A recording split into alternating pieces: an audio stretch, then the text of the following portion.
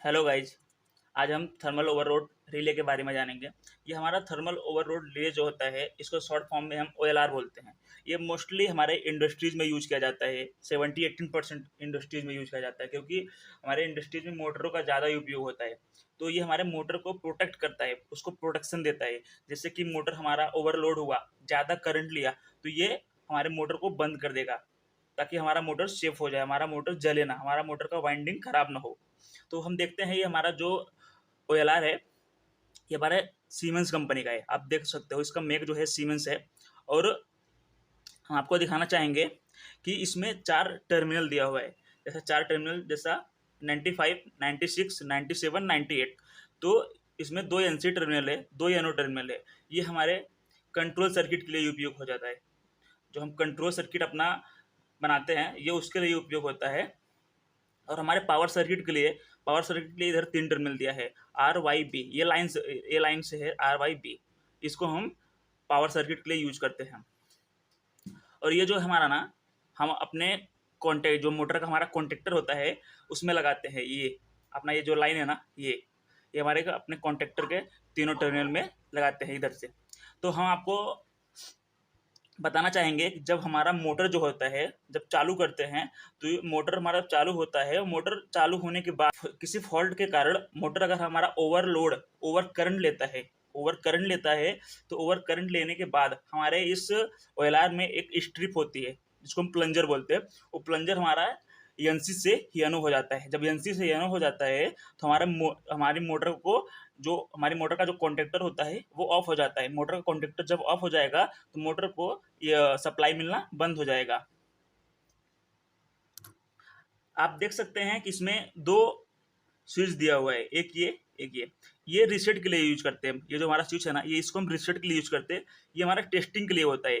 Testing के लिए बोले तो जैसा कि अपन कॉन्टेक्ट इसको ओएलआर को चेक करना हो कि हमारा ओएलआर ओके है या नहीं ओके है, तो इसको अगर आप दबाओगे, इसको ऐसा पुश करोगे ना इधर, तो हमारा जो ओएलआर होता है, वो एनसी से यनो हो जाएगा, तो हमारा कॉन्टेक्टर बंद हो जाएगा। और ये जो हमारा है ना, जब हमारी मोटर ओवरलोड होती है, तो ये रीसेट करने के लिए है। ये अपना इधर से रीसेट होता है।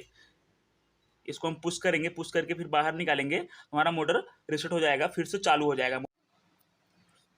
जैसा कि हम आपको बताना चाहते हैं कि हम अपने ओएलआर की जो एम्पेयर सेटिंग होती है, उसको हम कैसे करते हैं। तो हमारी जो मोटर होती है, मोटर का हमारा जो एक नेम प्लेट होता है, उस पर हमारा रेटेड करंट लिखा होता है। रेटेड करंट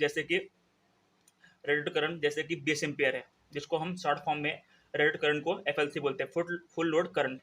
तो 20 एम्पेयर होता है। उसके बाद 20 एम्पियर वो होता है। और हमारा एक रनिंग करंट होता है। रनिंग करंट हम उस कंडीशन में चेक कर सकते हैं जब हमारी मोटर रन करती है। हमारी मोटर रन करती है, अगर उसका रेटेड करंट 20 एम्पियर है, तो रन करते टाइम 15, 18, 20, ऐसा, मतलब जिस हिसाब से लोड रहता है, उस हिसाब से वो करंट को लेती है एम्पियर में। तो हमारा एक फैक्टर होता है। फैक्टर ये हमारा एम्पियर निकालने का होता है। तो मतलब जैसा हम अपने ओएलआर में सेट कर सके उस एम्पियर को निकालने के लिए हमारा एक फैक्टर होता है। जैसा कि हमारा जो रनिंग करंट होता है, रनिंग करंट इंटू 1 × 15 एम्पियर। तो जैसा हमारा रनिंग करंट 10 एम्पियर हो गया, तो 10 एम्पियर में हम 1 × 1.5 को मल्टीप्लाई करेंगे, तो 11 × 5 एम्पियर आएगा। तो 11 × 5 एम्पियर को हम अपने ओएलआर में सेट करेंगे, ताकि हमारा मोटर जब रन करे, 10 एम्पियर करंट ले रहा है, अगर थोड़ा लोड बढ़ा तो 11 एम्पियर लिया, और थोड़ा ओवरलोड बढ़ा तो 12 एम्पियर लिया। जब 12 एम्पियर लेगा, तो वो ओवरलोड होना चाहिए। ओवरलोड होने के अकॉर्डिंग वो ट्रिप होना चाहिए हमारा ओएलआर।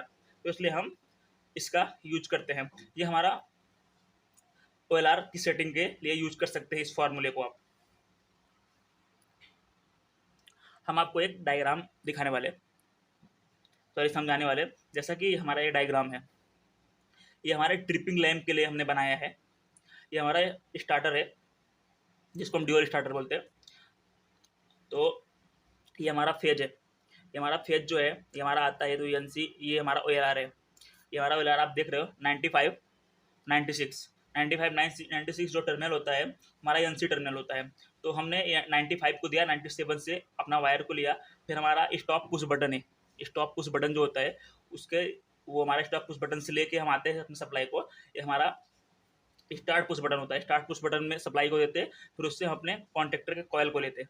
तो हम अगर हमारा मोटर जब ओवरलोड होता है, हमारे मोटर के ओवरलोड कंडीशन में, हमारा मोटर जब ओवरलोड होता है तो हमारे लैंप लगना चाहिए, लैंप लगना चाहिए ताकि हमको मालूम चले कि हमारी मोटर बंद हो चुकी है।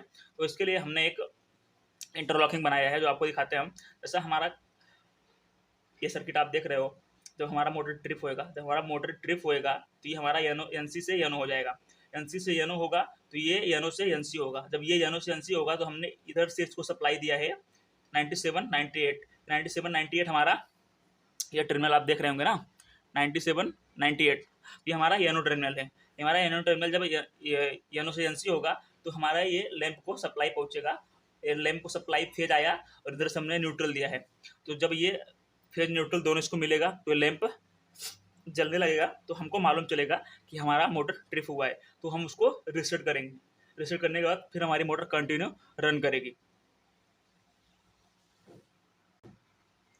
जैसा कि हम आपको इसका कुछ रीजन बताना चाहेंगे कि हमारा मोटर ओवरलोड क्यों होता है, हमारा ये जो ओवरलोड रिले होता है ये ट्रिप क्यों होता है। जैसा अगर हमारा मोटर है, जैसा हमारा अगर मोटर है, मोटर में अगर जो रेटेड करंट होता है, हमने आपको बताया कि रेटेड करंट 20 एम्पियर है, और 20 एम्पियर के ऊपर अगर गया करंट लेना स्टार्ट हुआ मोटर मेरा किसी कारणवश, तो वो उस टाइम पे हमारा मोटर जो है ओवरलोड होगा, तो ज़्यादा करंट लेगा, ज़्यादा करंट लेगा तो हमारे ओवरलोड जो है ओवरलोड होकर ट्रिप हो जाएगा। और सेकंड नंबर क्या है, हमारे मोटर के दोनों वाइंडिंग के बीच शॉर्ट सर्किट हो सकता है, शॉर्ट सर्किट की वजह से भी हमारी मोटर जो है ओवरलोड होती है, ज़्यादा करंट लेती है, उस वजह से भी ट्रिप होता है। तीसरा कंडीशन क्या हो सकता है, तीसरा ये हो सकता है जैसे मैकेनिकल फॉल्ट, जैसे बियरिंग वगैरह उसका जाम चलने लगा, उधर जाम चलने की वजह से मोटर हमारी जाम चलती है तो करंट ज़्यादा लेगी, करंट ज़्यादा लेगी तो बेसिक सा है, करंट अगर ज़्यादा ली तो ओवरलोड हमारा मोटर होगा, ओवरलोड होने के बाद फिर से ये ट्रिप हो जाएगा। और चौथा कंडीशन क्या हो सकता है, मोटर का जो रेटेड लोड होता है, रेटेड लोड बोले तो जितना लोड उसको चाहिए, जितना करंट उसको, जितने करंट पे वो चल सकती है मैक्सिमम, उससे ज़्यादा अगर लोड देने पे, उससे ज़्यादा अगर हम लोड दिए मोटर को, तो मोटर बेसिक सी बात है, मोटर ज़्यादा करंट लेगी, फिर मोटर ज़्यादा करंट लेगी तो उस कंडीशन में भी मोटर ओवरलोड होती है, उस कंडीशन में भी हमारा OLR ट्रिप होएगा।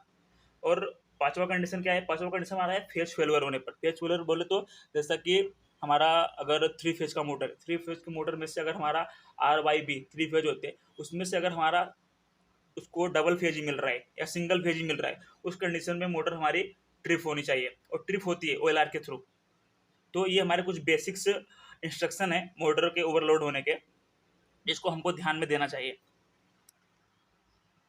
तो मुझे लगता है आप सबको अच्छे से समझ में आया होगा, और जो भी नहीं समझ में आया है प्लीज़ आप कमेंट करें, और कुछ ऐसा लगता है कि मेरे से छूट गया है तो उसको भी कमेंट करके बताएं।